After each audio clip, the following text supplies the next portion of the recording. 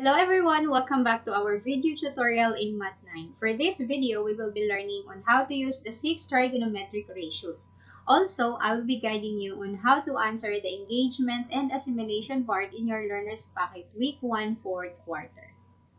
Okay, so the 6 trigonometric ratios are sine, cosine, tangent, cosecant, secant, and cotangent. So bago natin gamitin yung 6 trigonometric ratios na ito, dapat alam mo muna kung nasaan ang opposite side, adjacent side, o di kaya yung hypotenuse. Okay, so syempre, alam na natin kung nasaan ang hypotenuse dito sa right triangle na ito. So, dahil ito yung pinakamahabang side ng right triangle or ito yung side na kaharap ng 90-degree angle. So, kung ito yung 90-degree angle natin, so yung side na kaharap niya, ito ay yung hypotenuse. Okay, sa natirang side naman, saan dito ang opposite side at saan dito ang adjacent side? Okay, so ang sagot dyan ay depende. So, depende kung nasaan ang reference angle. So, ang reference angle ay pwede dito sa dalawang acute angle na to. So, pwede dito sa angle A, pwede rin dito sa angle B.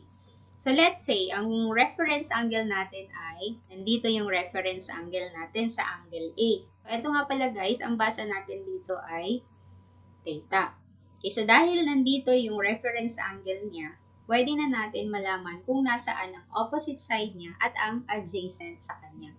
So, itong side, nakaharap ng ating reference angle, this one, so yan ang ating opposite side. At yung side naman, nakatabi niya, ito yung adjacent side niya. So, for example naman, yung reference angle natin na andito na siya. So, yung side na kaharap niya, ito ay yung opposite side na, at yung side na katabi naman niya, ito na yung magiging adjacent side. So, syempre, yung hypotenuse, hindi yan magbabago. Kasi si hypotenuse, ito palagi ay kaharap ng 90-degree angle. Okay, so ganun lang guys, kadali para malaman kung ano yung mga pangalan ng sides ng isang right triangle. Okay, so dahil alam na natin ang mga pangalan ng mga sides ng given right triangle with respect to this reference angle, so pwede na natin ibigay ang 6 trigonometric ratios ng theta. So we have sine theta, or SIN, so shortcut for sine, and cosine theta, so COS, so shortcut naman siya for cosine, and tan theta, shortcut for tangent. Okay, so for sine theta, ang ratio ng mga sides niya ay opposite over hypotenuse. For cosine theta naman, ang ratio ng mga sides niya ay adjacent over hypotenuse. And for tangent theta, ang ratio ng mga sides niya ay opposite over adjacent. Okay, so para mas madali nating ma-memorize ang mga ito, so gagamit tayo ng mnemonic. So, ito ay ang Soh-Cah-Toa. So, Soh stands for sine is equals to opposite over hypotenuse. Ka stands for cosine is equals to adjacent over hypotenuse, and Toa stands for tangent is equals to opposite over adjacent. Okay, so by substitution, ang given ng opposite side natin ay A over hypotenuse, which is C. Tapos yung cosine theta naman natin, yung adjacent natin ay B over hypotenuse na C. While tangent theta is opposite over adjacent, so yung opposite natin ay A over adjacent natin is B.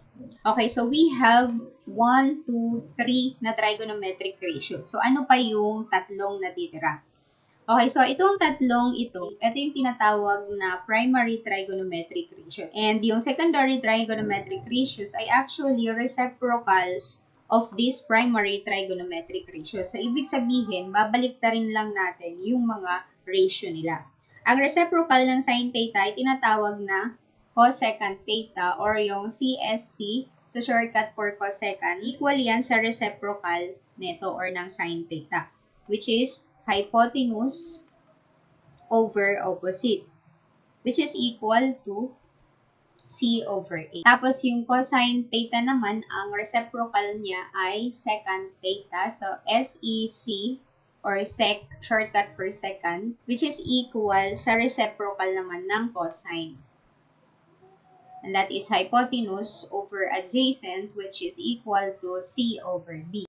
While tangent theta naman, ang reciprocal niya ay cot or shortcut for cotangent, which is adjacent over opposite, which is equal to b over a. Okay, so now, apply natin ang mga ito. Okay, so illustrate the six trigonometric ratios of triangle QRS. So, ito yung right angle natin or yung 90 degrees angle natin. So, yung side na kaharap niya, tawag natin dyan ay hypotenuse. At ito rin yung pinaka-longest side sa right triangle. Okay, so, since ito yung reference angle natin, nasa angle S. Dito tayo magbe-base kung nasaan yung adjacent o kung nasaan yung opposite side ng triangle na ito. Yung side na kaharap niya, ito yung opposite side. Tapos, yung side naman na katabi niya, ito yung adjacent side niya. Ngayon, gamitin natin yung mnemonic na Soh-Cah-Toa. Okay, para mas madali natin i-illustrate yung 6 trigonometric ratios. Para sa sine theta, gagamitin natin yung Soh. So, Soh stands for sine is equals to opposite over hypotenuse. Okay, so by substitution, ang opposite natin ay S over yung hypotenuse natin na R. So, therefore, yung sine theta natin is S over R.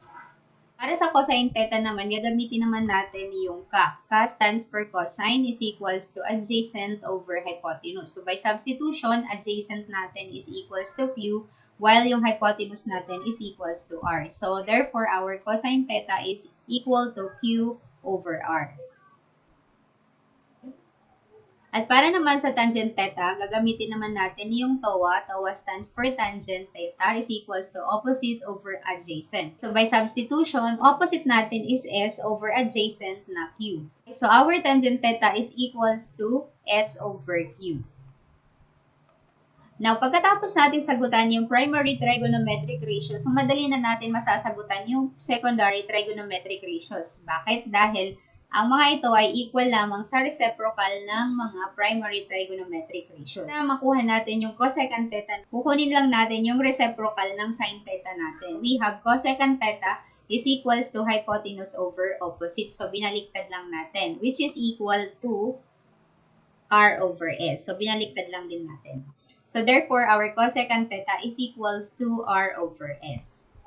Secant theta naman is equal to the reciprocal of cosine theta. So, secant theta is equals to hypotenuse over adjacent, which is equal to R over Q. So, our secant theta is equals to R over Q. And for cotangent theta naman, kukunin natin yung reciprocal ng tangent theta.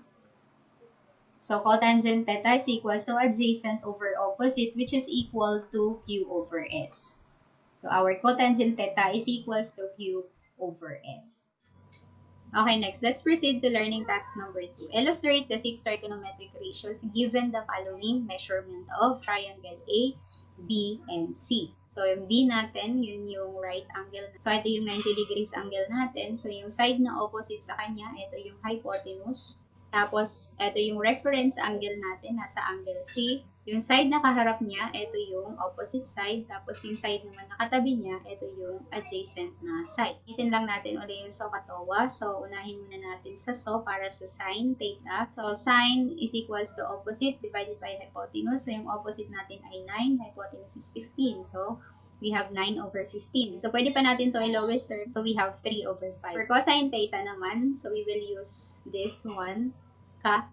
So, Ka stands for adjacent divided by hypotenuse. Ang adjacent natin ay 12, hypotenuse is 15. So, we have 12 over 15. Di ba siyang i-divide by 3? So, 12 divided by 3 is equals to 4. 15 divided by 3 is equals to 5. So, we have 4/5.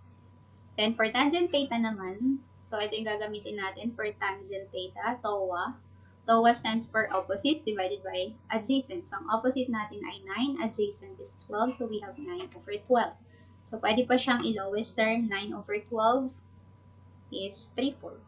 Okay? So, dinivide lang natin tong dalawang to by 3. So, dito, madali na lang to. So, kukunin lang natin yung reciprocal ng mga sagot natin dito. So, si sin theta, okay? So, 15 over 9, 5 over 3. Tapos, si secant, 15 over 12 or 5 over 4. Then, sa tangent theta naman, 12 over 9 or 4/3. So, let's proceed to assimilation part. So, complete the illustration of triangle TOB by labeling the missing side on the right to find the value of the other trigonometric ratios. So, ito yung right angle natin or yung 90-degree angle. So, yung side na kaharap niya, ito yung hypotenuse. So, kung ito yung reference angle natin, yung side na kaharap niya, ito naman yung opposite side natin. At yung side naman na katabi niya, ito yung adjacent side niya. So, ngayon, i-label muna natin yung mga missing sides dito sa right triangle natin. Okay, so gamitin natin yung Soh-Cah-Toa. Okay, so dito sa sine 60 degrees is equals to B over O. Sine 60 degrees, hindi na siya theta kasi ang reference angle na natin dito sa figure ay 60 degrees. Okay, so gamitin natin yung SO para dito sa sine 60 degrees is equals to B over O. So, yung SO stands for sine is equals to opposite over hypotenuse. So, i-label lang natin siya dito. Ayan, so opposite over hypotenuse. So, ibig sabihin, eto si B ay opposite, tapos itong O natin ay yung hypotenuse. So, dito naman, so wala na tayong problema dito. Ito na lang yung i-fill in natin. Kunin lang natin yung reciprocal. Tapos, si cosine kay secant, then si tan kay cotangent. Ayan, so I hope natulungan ko kayo para sagutan yung engagement and assimilation part na nandyan sa inyong learner's packet. So, ayan. So, see you in my next video.